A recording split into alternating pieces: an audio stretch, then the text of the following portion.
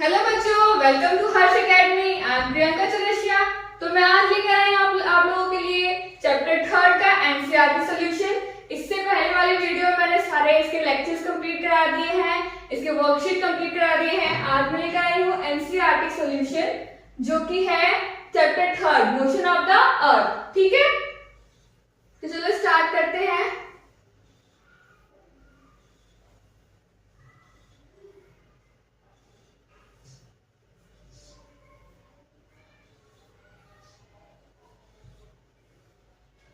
NCERT solution है इसमें। ठीक है, जितने भी एनसीईआरटी के जो बुक्स में जितने भी क्वेश्चंस हैं, जितने भी एक्सरसाइज है, उन सबको आज हम इस वीडियो में सॉल्व करने वाले हैं। ठीक है, तो स्टार्ट करते हैं हम। इसके फर्स्ट क्वेश्चन है, आपकी स्लाइड पे दिख रहा है, answer the following question briefly. यानी कि जो भी क्वेश्चन है उसको हम आंसर क्या करेंगे, ब्रीफली देंगे। और उसमें कुछ टिक द करेक्ट भी है और फिलअप्स भी है, वो भी हम इसमें कवर करने वाले हैं। ठीक है, तो पहले हम क्वेश्चन आंसर देखते हैं। तो ए में है, what is the angle of inclination of the earth axis with the orbital plane. यानी कि जो हमारा अर्थ है वो जब ये तो पता है कि वन साइड से क्या है, वो टिल्टेड है। ठीक है, टिल्टेड होने के कारण वो कौन सा एंगल बनाता है, ये क्वेश्चन पूछा है आपसे। तो जैसे मैंने पिछले लेक्चर में बताया था कि कौन सा एंगल बनाता है, 66/2 बनाता है। ठीक है, तो चलो पहले इसका आंसर देख लेते हैं। आंसर है the earth remains tilted to the one side while it revolves around the earth at the angle 66/1/2। ठीक है, जो हमारा अर्थ जो है सन के चारों ओर क्या करता है, रिवॉल्व करता है, तो कौन सा एंगल बनाता है, 66/1/2 एंगल बनाता है। ठीक है, तो नेक्स्ट क्वेश्चन आई होप आपको ये क्वेश्चन समझ में आएगा, आंसर समझ में आ गया होगा। ठीक है, नेक्स्ट क्वेश्चन देखते हैं हम, इसका क्या है, define rotation and revolution. Rotation and revolution क्या होता है बच्चों? रोटेशन क्या होता है, जब हमारा अर्थ अपने एक्सिस पे क्या करे, मूवमेंट करे। ठीक है, तो वो हो गया है रोटेशन। और रोटेशन कंप्लीट होने में कितना टाइम लगता है, 24 आवर लगता है, यानी 1 डे में कंप्लीट होता है। और रिवॉल्यूशन जब हमारा अर्थ हमारे सन के चारों और एक ऑर्बिटल पाथ पे क्या करता है, चारों ओर चक्कर लगाता है, मूवमेंट करता है, मोशन करता है, तो रिवॉल्यूशन होता है। ठीक है, रिवॉल्यूशन हो गया, तो उसको पूरा कंप्लीट करने में कितना टाइम लगता है, 365 डेज लगते हैं। ठीक है, अब 1/4 उसमें मिनट्स में जो होता है। ठीक है, इसके कारण जो है हर 4 महीने पर 1 डे पूरा कंप्लीट होता है। और ये क्या बनता है, 24 आवर बन जाता है, तो 1 डे हो जाता है। ठीक है, तो देखते हैं क्या है ये रोटेशन, द मूवमेंट या motion of the earth on its axis in 24 hours is defined as rotation. ये क्या होता है, रोटेशन कहलाता है। तो 24 आवर्स में पूरा कंप्लीट होता है। ठीक है, the movement and the motion of the earth around the sun in its orbit at 365/4 days is called revolution. ठीक है, रिवॉल्यूशन कंप्लीट होता है इसमें। नेक्स्ट क्वेश्चन है आपका, what is leap year. Leap year क्या होता है बच्चों? लीप ईयर क्या होता है, हर 4 साल बाद लीप ईयर आता है। इसमें क्या होता है, 1 डे इंक्रीज हो जाता है, जो आपको 1 डे एक्स्ट्रा स्कूल जाना पड़ता है, पढ़ाई करनी पड़ती है। ठीक है, वो कौन से मंथ में आता है, फरवरी में आता है। वैसे तो फरवरी 28 डेज का होता है, लेकिन in leap year it become 29 days. ठीक है, इसका आंसर देखते हैं।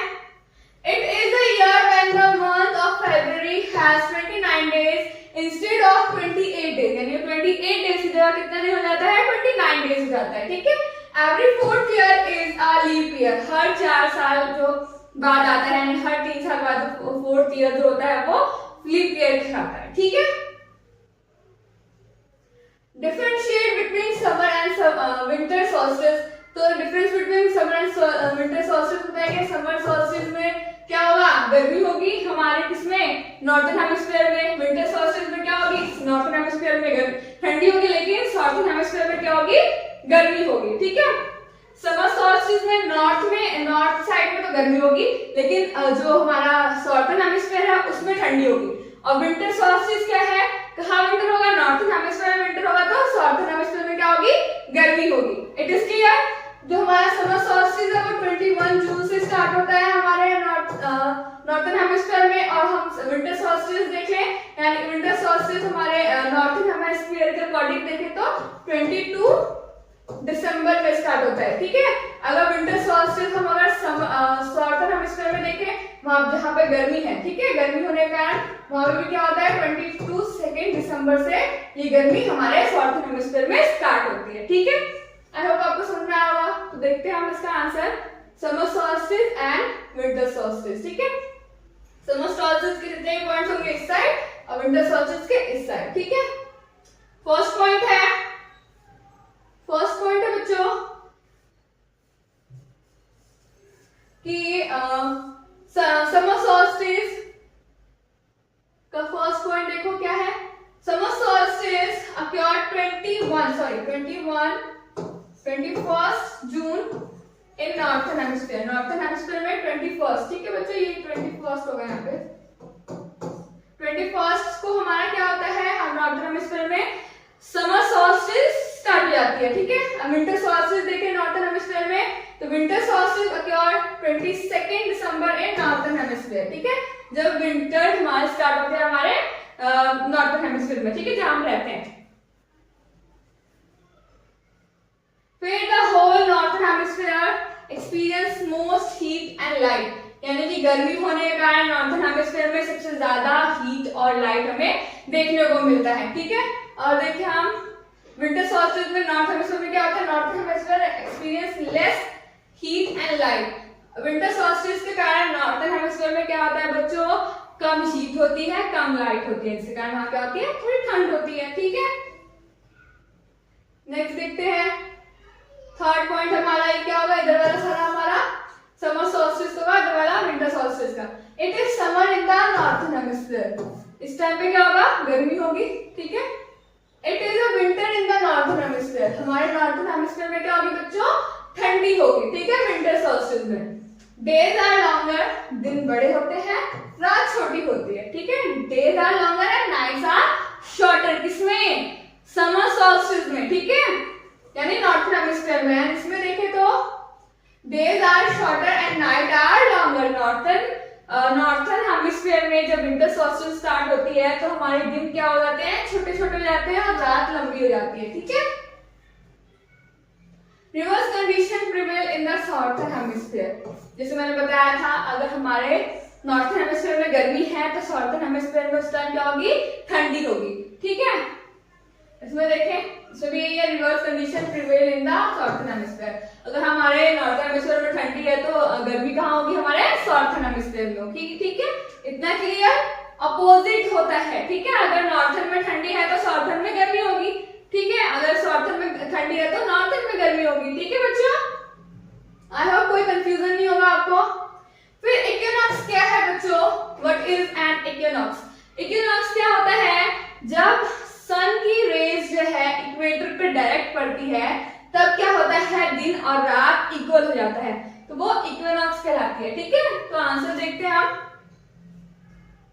ऑन 21 मार्च एंड सितंबर 23, यानी कि 21 March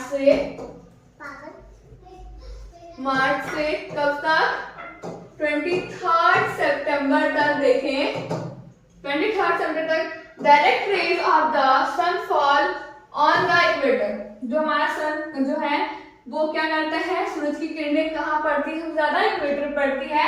eight this position neither of the poles tilted toward the sun, कोई भी पोल जो है टिल्टेड नहीं होता क्योंकि सन की रेज जो है सीधा इक्वेटर में पहुंचती है, ठीक है। कोई भी पोल्स पे हमारे सूरज की रोशनी नहीं पहुंच पाती है, तो therefore the entire earth experience equal day and equal night. इस कारण जो है पूरा अर्थ जो है हमारा इक्वल नाइट इक्वल डे में क्या होता है, डिवाइड होता है। दिस फेनोमेना कॉल्ड इक्विनॉक्स, ठीक है। ये क्या कहलाता है, हमारा ये जो पूरा तरीका है, प्रोसेस है, जो हमारा फेनोमेना है वो इक्विनॉक्स कहलाता है, ठीक है।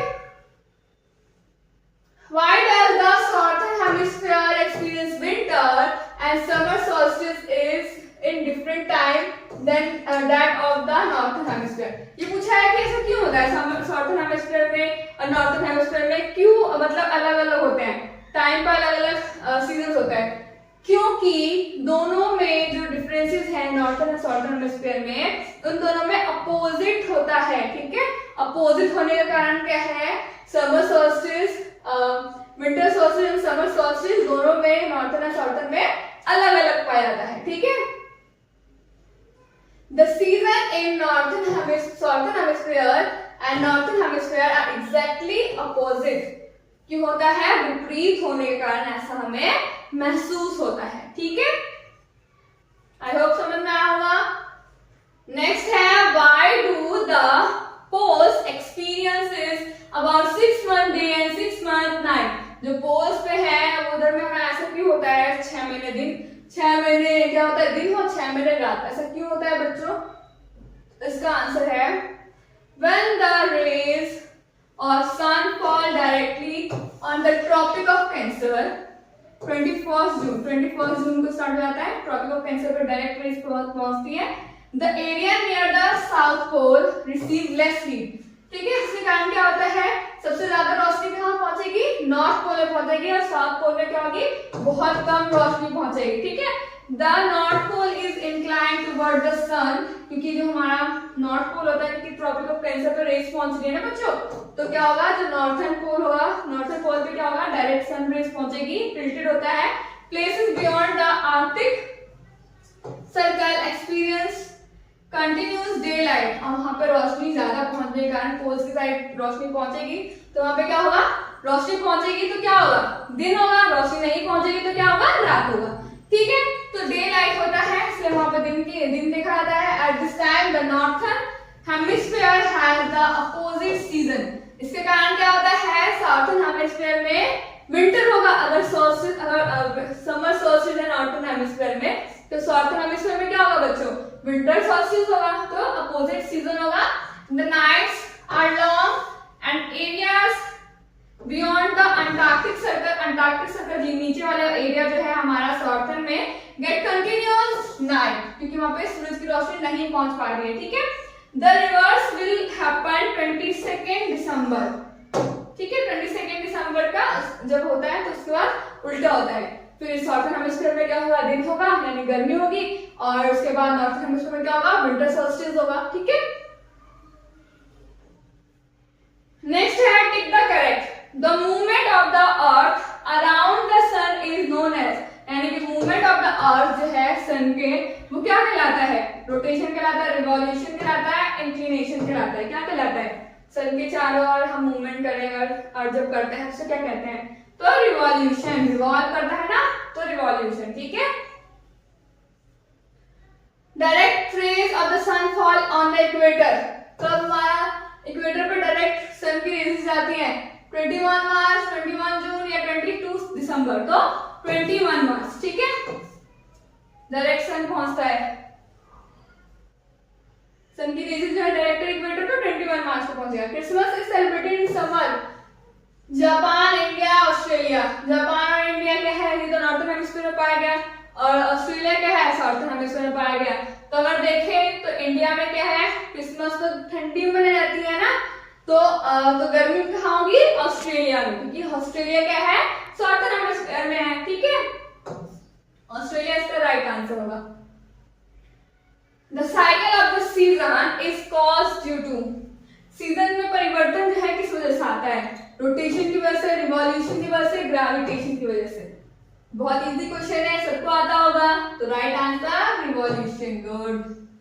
नेक्स्ट देखें, फिलअप है a leap year has dash number of days, leap year में कितने डेज होते हैं 366, ठीक है। The daily motion of the earth, हमारा जो अर्थ का डेली मोशन कौन सा मोशन है हर एक दिन होता रहता है, अपने एक्सिस पे कौन सा करता है तो वो motion rotation,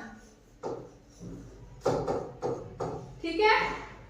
next, the earth travel around the sun in dash orbit, कौन सी ऑर्बिट पे, हमेशा एक ही ऑर्बिट पे करेगा ना तो फिक्स्ड ऑर्बिट,